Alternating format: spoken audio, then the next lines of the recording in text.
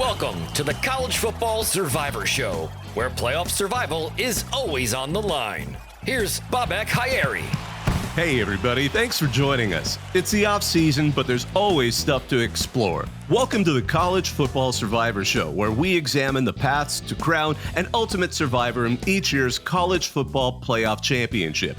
I'm Bobak Hayeri, flying solo again as my host Shahan Jayaraja enjoys the ups and downs of being a new father. You can find us on X and TikTok at CFB Survivor Show, where we have video highlights, run polls, and listen to your feedback.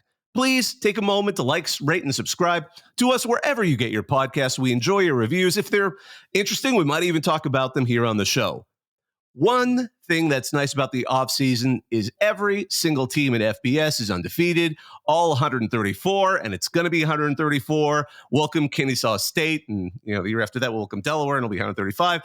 Nearly anything is possible, though, of course, what's probable is more complicated. But for this episode, we're going to take a look at advanced statistics and analysis and how they can help guide us to examine teams, analyze results, maybe make possible predictions, or at the very least develop reasonable expectations as we head into next season, especially that it's the first year of the 12-team playoff, where more teams than ever will have a shot at becoming the ultimate college football survivor.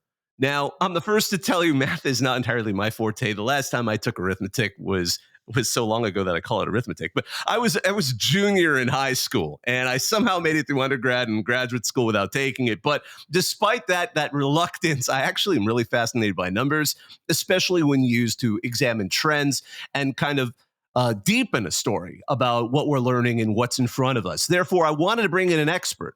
Parker Fleming is a data scientist at Sumer Sports and a rising star in advanced statistics and analysis in college football. He has a must-follow account on X. It's at StatsAwar, like StatsAwar, like Man-O-War, StatsAwar. I mean, I'm not joking. I really recommend checking out his account. He's known for his stats previews. He's also part of the Bet US College Football Show on YouTube. His personal site, CFB Graphs, CFB-graphs.com, is absolutely worth a visit and a bookmark. Parker, thanks for joining us. Yeah, thanks for having me so much. I was over here lamenting, as you mentioned, 134. I hadn't fully internalized that. I have really nice tables that are, seven rows of 19 teams, and now I've got a 134th team, and so now it's not divisible by anything nice. I got to figure out what I'm going to do with my tables again. Oh man, and it's going to be 135 in 2025. So even it's literally just a stopover year. It's like that random. No rest for the weary, man. I just keep getting it with these teams added and messing up my tables. I love it. It reminds me of that Simpsons joke where Apu's asked to identify a flag, and he knows it's like the one time there's like 37 stars on the flag, and it's like that's an awkward time. But between these two states, so we're in that weird time. We haven't reached the total, I guess, that we're inevitably going to get. But, just kind of because for the folks here who are listening who may not be as familiar, first tell me, how did you get into stats? I'm just a nerd, and that's how I kind of understand the world generally, is just thinking about like quantifying stuff. I mean, typical story of like in high school, I always like to keep baseball scores and think about the numbers with that. I would do like the sound booth at my church and I'd press the little button to make the PowerPoint go.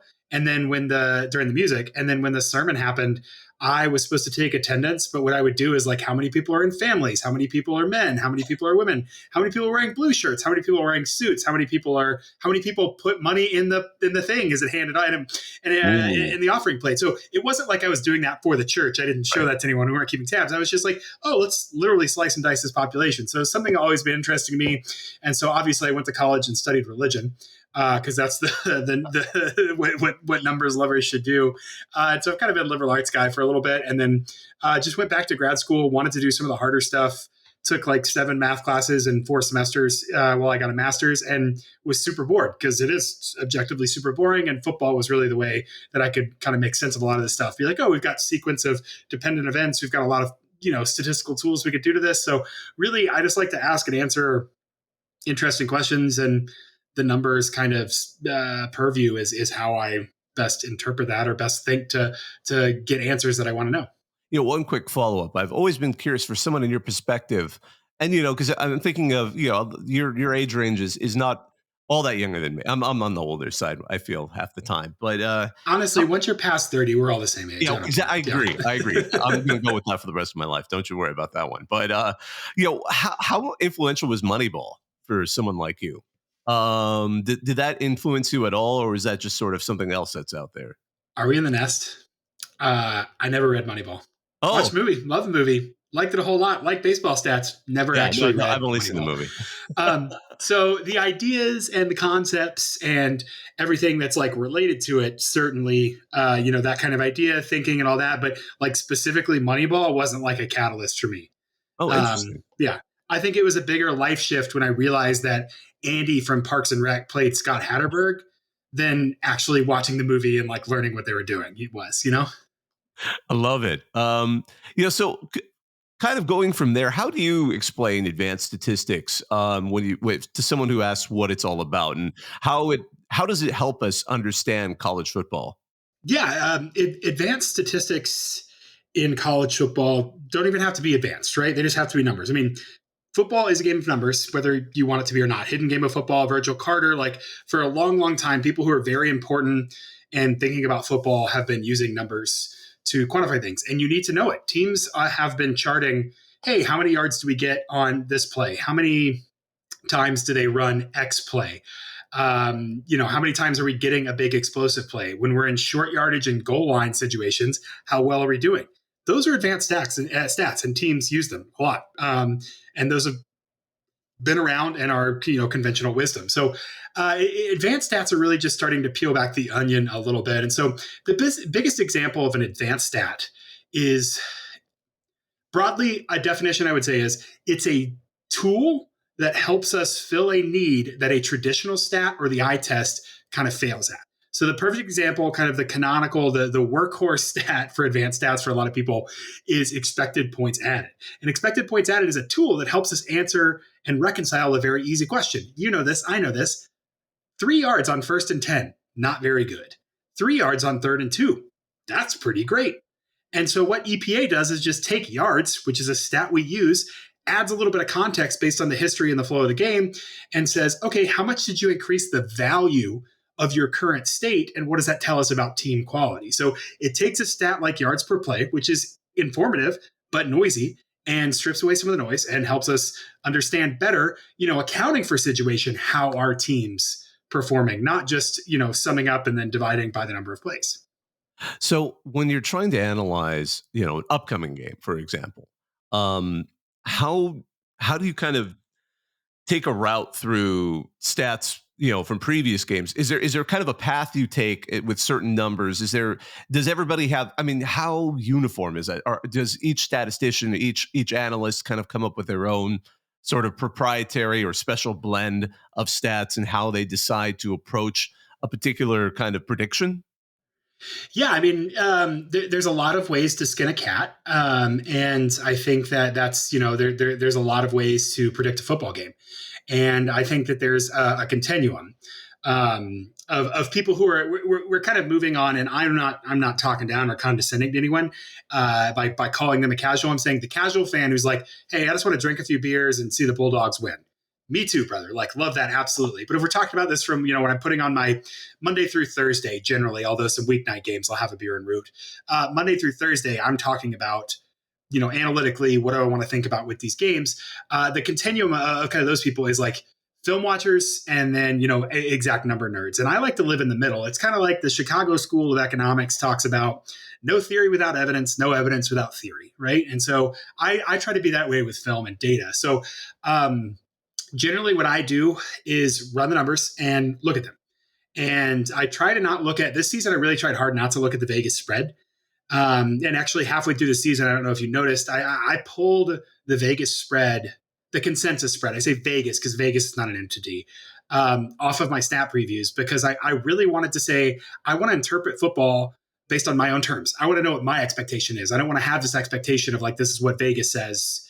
And so that's going to color my perception. So I run the numbers, I look, and then based on what I've watched, I say like, hey, this is kind of interesting. Let me dive into this one that doesn't really kind of gel with what I'm initially thinking. And that's where I'll go into like, okay, let's look at your run and pass splits and kind of how you're, how those are going together. So I generate a single number, But a lot of it is a little bit more of a circuitous route where it's kind of saying, "Hey, I watched this team last week. I wonder how they're going to match up. Oh, that doesn't match. That doesn't match my perspective. Maybe I can go watch some of this team's run game and kind of understand what they're doing. That might help me understand why this matchup might play out like it is." Then, obviously, of course, in college football, you got to be a hawk about injury news and kind of all of that too. And there's no way to account for that modeling wise in any sort of reasonable amount of time. So like obviously you have to add that layer throughout the week as well to kind of understand a matchup. So I try to watch a little film, try to look at little numbers and use those to kind of help each other check, test my theories against the film and against the numbers to kind of get a better understanding of what's going to happen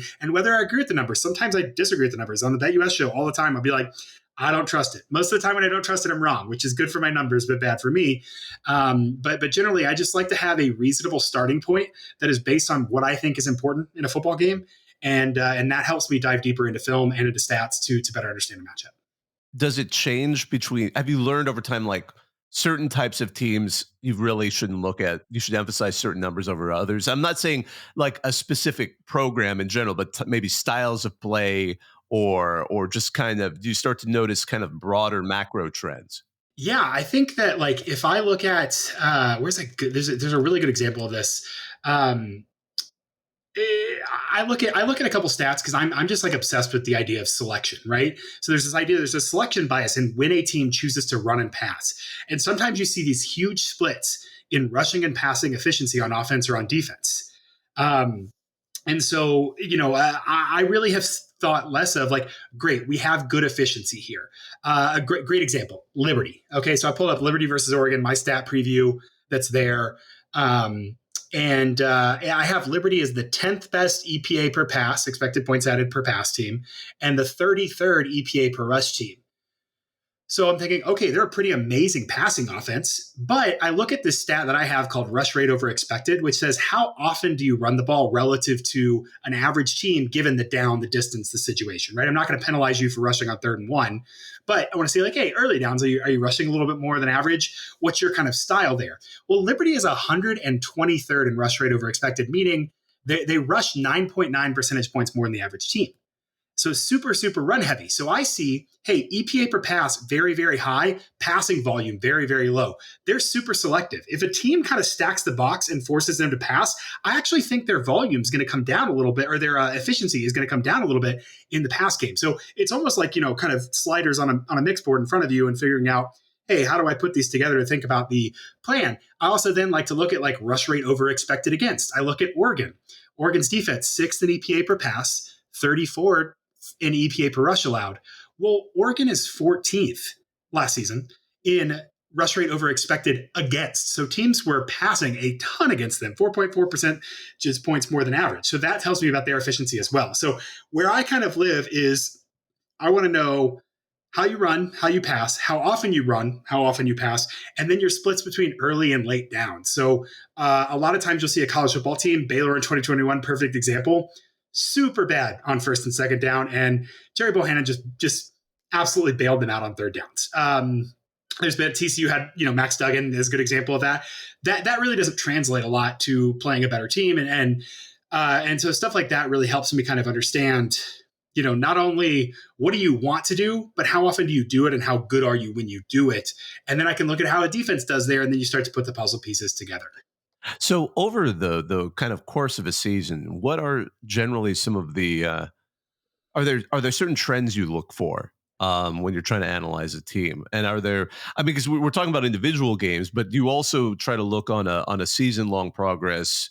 Obviously early in the season it's hard to maybe create any kind of model, but by about halfway through the season, do you start to see themes or develop things that help you create a better predictive model for what might happen in the following game? Yeah, so there's a couple factors there. One, I'm way more confident about conference matchups than non-conference matchups, as is anyone who has a model, just because the certainty is going to be a lot higher when you have teams that have played each other a lot. You kind of understand how they interact, and the network's a little bit tighter. Two, in some research I've done and have yet to publish, although I did throw a graph on Twitter for the dopamine, teams converge to kind of their season average when you adjust for opponent for about 5 games through the season, about halfway through the 5th game, you kind of know who they are. And so that's going to be your first or second conference game. You've got 7 more games there, and it's a little later than you would want. It kind of highlights the importance of preseason priors. And saying I've got to have some extra information about what a team's going to be, because early on there's a lot of noise and there's a lot of bouncing around and kind of what a team's going to be. But so over the course of the season, I am looking at changes in how often you rush. I am looking at the difference between the stat I have, echo rate. It's kind of like how often do you generate a quality possession, a drive where you're going to score more often than not. The average team scores more often than not. I look at the difference between echo rate and points per echo, and saying like, how often are you creating these opportunities, and then how well are you capitalizing on them? And that kind of separation for teams does give me a lot of information about like, hey, you're intercepting the ball 7 times a game, but you can't score for anything. Like I've got to mess with your defensive efficiency there to kind of better understand how you're going to interact with a team. So the run pass rates, I'm not as concerned with, or the run pass efficiency. I just kind of let those be what they are. And really focus more on kind of the differential between quality opportunities and how well you finish them. And then I also like to look at the difference between your EPA and your success rate, because if your expected points added is way outpacing your success rate, you're super explosive. If your EPA is behind your success rate, then you're not explosive at all. And we know that like explosiveness is random a little bit, but better teams are going to get luckier with those explosives, I think is the way I'd frame that. So that's kind of another like key indicator I keep tabs on of, who's really got the juice this season. That's interesting too, because I mean, it makes me think about how teams get covered in the media in general. I'm not talking people like yourself who really kind of work stats into it and kind of use them to sort of examine a narrative that may be lasting longer than it really should, given the evidence. How do you think generally the media can use things like advanced stats better in their reporting? First off, I'll say there's a lot of people who do a great job, who just take my stat preview and do a better job than I do with articulating it, which I love. I'm flattered by and think that's super cool. I just want to say because you and I, we've known each other for a little while, and I love seeing you appear in more and more plays. I think it's like last fall, I heard you on the Top 25, the podcast with Ralph Russo, a guy I admire a lot. And I was like, it's Barker. Oh yeah. So I got to do Ralph's podcast twice this last season, and both of them were like my favorite appearances ever. Because one, it is a little bit like I'm nerdy and like I listen to Ralph's podcast, and so being on that was super cool, and the other guests and everything. And yeah, it's just a lot of fun. Or like my we're in a box here. I'm not like bragging about this. I'm factually saying the things that I've done. But like I went on Cole Kubelik's show with him and Greg McElroy, and like friends from high school in Memphis heard it on the radio and were like, awesome. "Oh, cool, man!" Like that's all. And so it's just kind of fun to get to do that stuff. And but yeah, people who are using my stuff and putting it out there and interpreting it. But like I love that there's a couple Boston College guys, a couple Maryland guys. I think there's a Florida guy that always like DM me and they're like, "Hey, here's what I'm going to say. Does this sound right?" And I'm like, "Buddy, that's better than what I would come up with for interpreting this. You guys are spot on. That's awesome." So I love seeing that. And if you do use the previews, I would say tag me. Like that's super cool. I love seeing that. I love sharing that stuff. Overall, the question there that I totally lost track of was how can people use this stuff better? And I would say it kind of goes back to what I said earlier about no film without data and no data without film. So if I was a journalist, God forbid, but if I was a journalist and I was like, I'm a beat writer, I'm trying to preview this game and I want to use some stats, I would like write a draft of my story and go back and be like, okay, what was my claim? All right, Florida has a really good rushing offense, but they struggle passing. Is there a stat that backs it up? Is there something that could help me more than yards per play? And if it's different, can I like reconcile why, their aggregate stats are bad because they had a couple games where so-and-so was hurt. So I'm not as worried about that going into that matchup, that domain knowledge that you have. But I would say that there are 2 ways that I would kind of use numbers. I would either start entirely in film, write out some hypotheses, and then go to the numbers and back them up and test them and see, can I explain why they're different? Do I need to challenge my assumptions? Or vice versa. I'd go get a reasonable starting point with the numbers and say, oh, damn, I actually thought that Virginia Tech was going to get beat by Boston College. But this number has it predicted differently. What about the way they run could I like learn and look at and say, oh, okay, well, Boston College runs their quarterback a whole lot. So that's kind of different than what Virginia Tech has dealt with. And so that's going to be a different way that their efficiency is going to show. So you can kind of, start from one point and work towards the middle. I think either way is really the best way to kind of use those numbers. Yeah, I know I've heard in previous conversations that like things like turnovers are really hard to account for. So if somebody really has a terrible day, it's like, that must be a real hand wringer. I basically like don't care about turnovers. I kind of am intentionally obtuse about it because I do just average field position goes into my model. And so like if you're getting a lot of turnovers, your field position is going to reflect it. Right. But basically I'm kind of like, if you're not getting turnovers consistently enough that your average starting field position accounts for like is inflated because of that, then I'm not really worried about it. The College Football Survivor Show, where playoff survival is always on the line. Looking at the season that just was, how do you typically break down season stats? Like after season's done and you want to analyze how it went for whatever reason, what are kind of do you kind of look at a lot of these numbers you were just talking about, a lot of these categories, or do you try to draw out even larger conclusions from what you've gathered? Yeah. So, I mean, back when I was grinding a little bit harder, frankly, and didn't have a full-time job and was able to procrastinate a little more in grad school and do some of this stuff, I'd go look at like, second order expected wins and go through and be like, hey, my model projected this for this team. And I can go back through and be like, oh, okay, well, the quarterback tripped and peed his pants. And so they lost 14 points and okay, darn, that's why they lost that game. I can explain the difference. I feel good. Or like, oh, they had, what was it, like Charlotte FAU 3 years ago sticks in my mind because I had it as like a 1-score game and FAU beat the ever-loving hell out of them. It was like Charlotte had the ball inside the 25 6 times. It did nothing, just absolutely nothing with it. I'm like, okay, so my margin of error there was really, really bad, right? Like I was off. I was very off. But in a sense, Charlotte had the opportunities and the rate that they finish at was not, the average rate that they finished in that game. So you can explain some of those things or you can say like, hey, I got that wrong. I need to figure that out.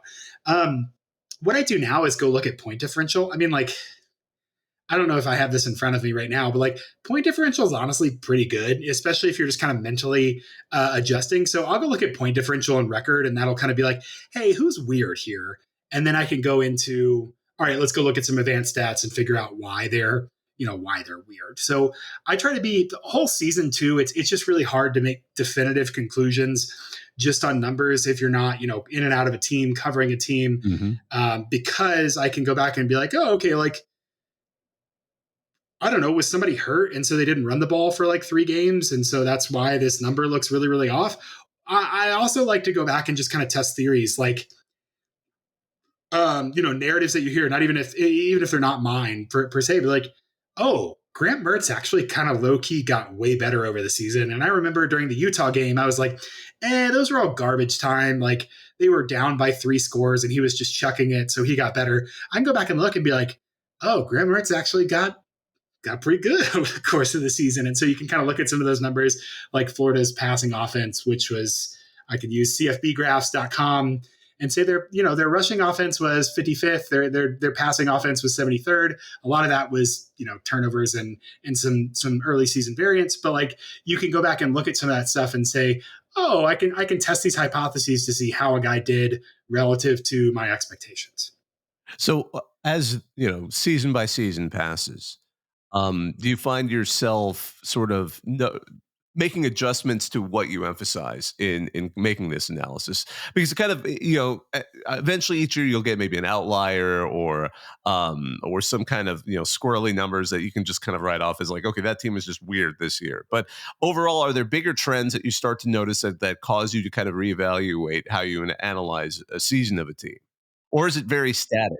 I have yet to encounter. I've made some tweaks with EP. Okay, so all right. I have to be honest about this. I was going to say I don't really change things very much.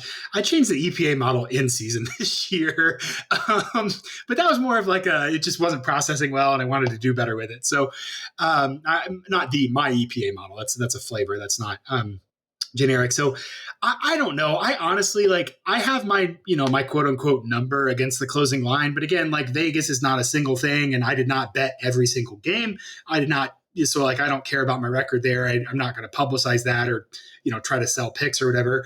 I generally just like, hey, is this still a pretty good, reasonable approximation of the relative quality of teams that helps me to understand um, what to look for in a matchup? And the answer has generally been yes. I don't like to change things and tinker too much year to year because I do like some stability just in sense of what I'm thinking of, and because this is still, kind of a side thing for me. So I think there's absolutely a world where I could start worrying about decimal places and move away from a linear model and start doing some fancier stuff that I, went to school for so many years to learn, but I just haven't, the lift on it hasn't been that good. So I'm not going back through and saying like, oh, I think that, the changing trend and passing efficiency is so big that now we have to do X, Y, and Z. Because what you're likely doing in college football is overcompensating for a kind of a single season.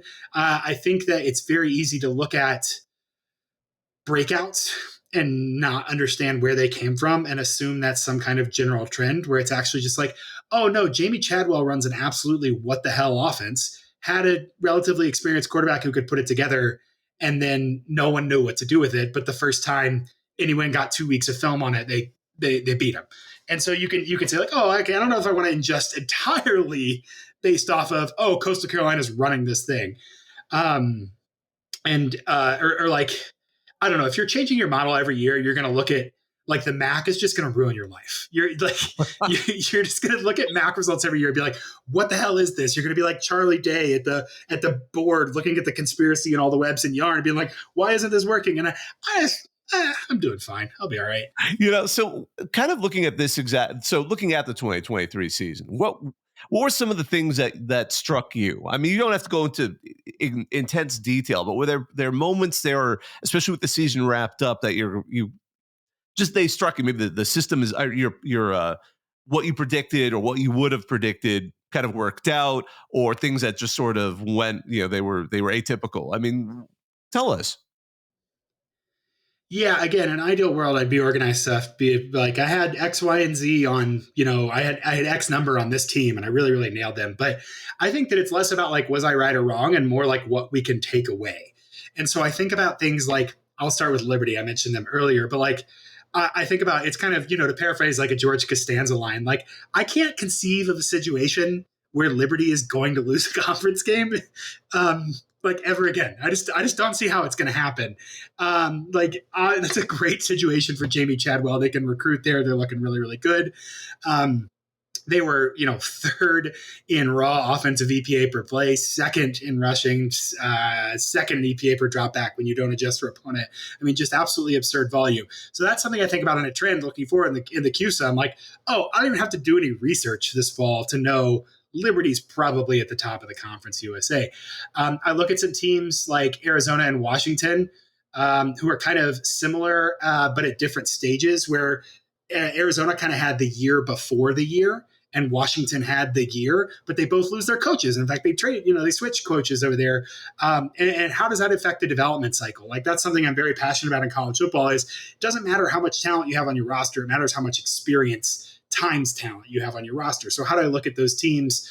James Madison's another one where I'm like, hey, I think they could have taken, again, another step, but they changed coaches. What does that look like? You ask questions looking at this and say like, hey, Texas, 40th in EPA per play on offense. We know their offense is really good. They had 3 games of Malik Murphy. Quinn Ewers lost his mind during the Oklahoma game, and they lost that game.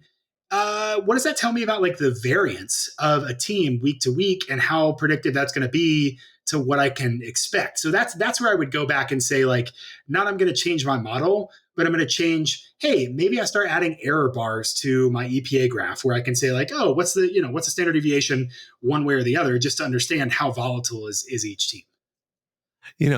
Based on, again, we're looking at making a reasonable prediction, not necessarily, we're not forecasting like Nostradamus or anything like that, but kind of heading into the upcoming season, are there things that have sort of caught your eye, or teams whose numbers, at least in this offseason, seem to be are based on kind of like what you were talking about with Washington and Arizona. Are there other teams that kind of have your attention that seem like they're geared up? Maybe and they can be G5. I mean, we talked about Liberty, and I think certainly there's a lot of arguments that could be made that they're overpowered for that particular conference in many ways. But and then when you put them against Oregon, suddenly it's reality check tonight. But what have you noticed? I mean, I have no doubt Oregon would win the Conference USA heartily. Oh yeah, yeah. That's why. Hey, one day I want to do a show on how other, because it's so funny when you leave the United States, they still play college football. Japan has a promotion relegation model where the way you act, it isn't automatic. The lower team has to play the higher team, and it's like the most high stakes postseason game in history. The bottom of the Division One is fighting for their position. And then usually the funny thing is, I've now been paying attention since 2015. That team almost always gets back up because they just kill everybody at the lower division. So there are these teams that ride that line between the two divisions in the promotion and relegation because they can stay up. If you beat the lower division team in that relegation game, you stay. But anyway, that I don't want to get into that stuff. But kind of going back to this, heading into next season, what are some of the things that what teams do you think have looked the strongest, at least from your models? Yes. So I will say I have not touched a single number about 2024 on purpose. I wait a little bit longer than most people because I like to try to think about this with again, I like to get a theory in my head before I just go to the numbers and let them tell that. And so I would actually say that I know Bill Conley tweeted about returning production coming out, and I am fine to outsource that work to Bill and then use those numbers. That's great. I don't have to do it. I kind of generally trust it. It's a fine baseline. But I would beg people, especially not only if you're like a casual fan, but especially if you're covering a conference, I would just implore you to do a power rating before those come out so that they aren't the only thing that's kind of dictating your thinking, those returning production numbers. Because I do feel like that is a lot of what's going on. It's a credit to Bill and the great work he's done because it is important. But a lot of people see, hey, high returning production. Oh, boom, that means that this is going to be a good team. And I'm saying just have a theory before that and then try to reconcile those two. And if it lines up entirely with returning production, great, that's wonderful. But just put a pen to paper before you go and look at those, totally. How would you suggest someone do that kind of a ranking for themselves if they're trying to kind of come up with a way to gauge a conference? I've tweeted about this, and my friend Kyle and colleague on the BetUS show, Kyle Hunter, is very much more of a traditional, sharp, old school Vegas guy. And he does a power rating that is I can retweet this too so people can see this, but it's 15 points for a quarterback, 10 for running back, 15 for offensive line, 15 for wide receiver, actual points. And he goes through and he uses stats and looks at them, but then he ranks. And then every week he looks at box scores and he adjusts them up and down.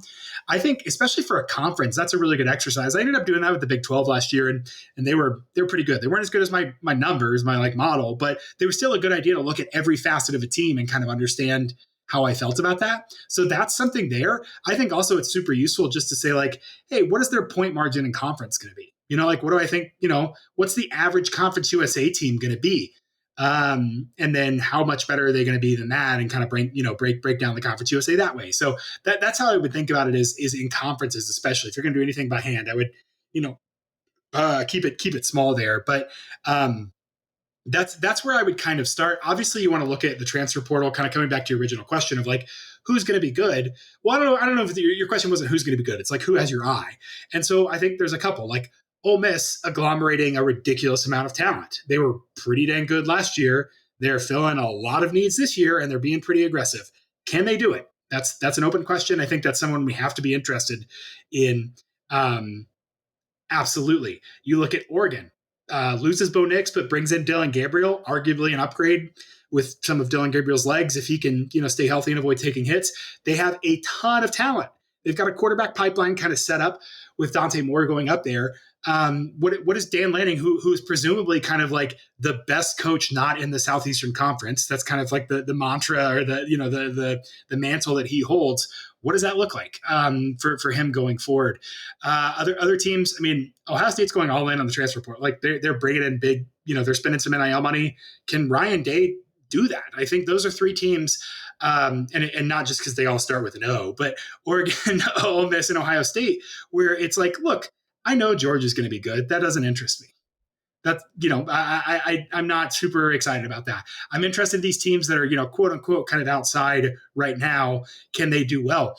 Can Steve Sarkisian string together a full season and win? Like, what is that going to look like? They're going to go to the SEC. They're going to be playing, presumably a little more physical. They lose a lot in the weapons department, even as they bring back Ewers, and they lose a lot in the defensive interior that is super disruptive.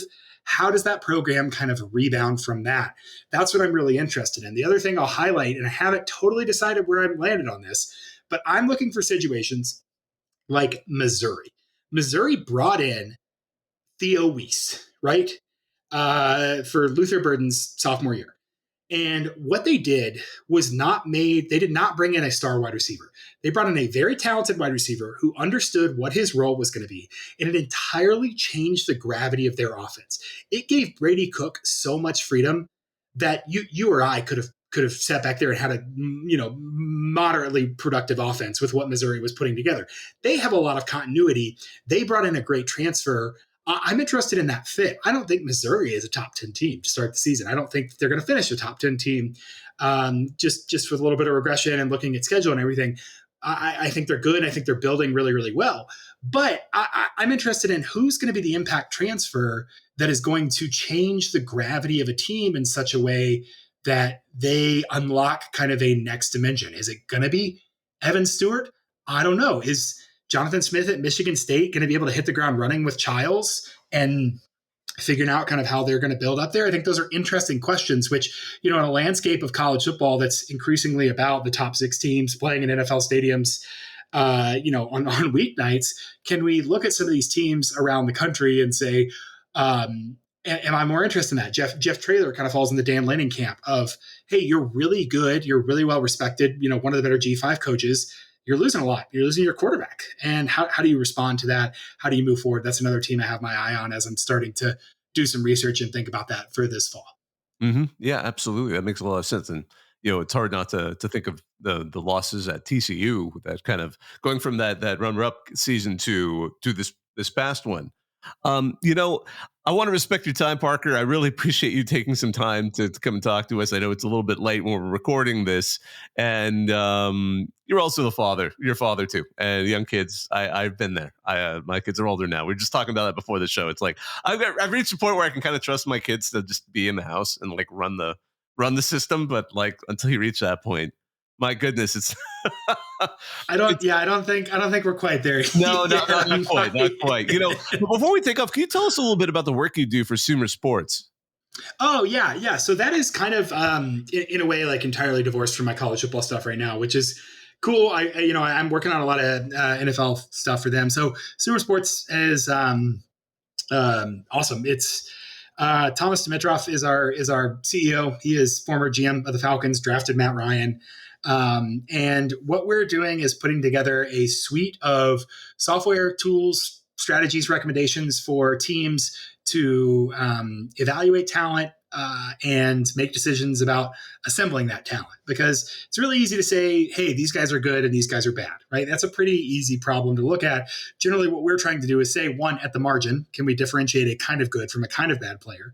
And two, can we account for the way your roster is built in such a way to help you make strategic monetary decisions, but also strategic personnel decisions to kind of maximize your ceiling?